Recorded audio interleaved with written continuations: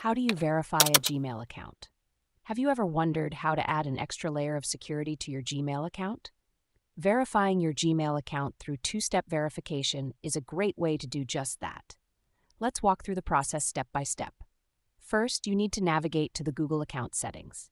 Open your web browser, type myaccount.google.com in the address bar, and press Enter. Click on the Go to Google account button at the top right, and then enter your Gmail ID and password to sign in. Once you're logged in, click on the Security menu on the left side panel.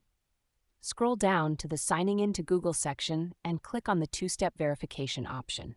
Here you'll see a Get Started button. Click on it. You'll be prompted to enter your password again to verify your identity. After entering your password, click on the Next button. Now, you'll have several options to choose how you want to receive your verification codes. One common method is to receive a text message. Select Text Message and enter your phone number in the input field. Click Next, and you'll receive a verification code on your phone. Enter this code in the text field provided and click Next again. Another option is the Google Prompt, which is a fast and easy method that requires a data connection. You can also set up backup methods, such as a phone call or another phone number, in case you lose access to your primary device.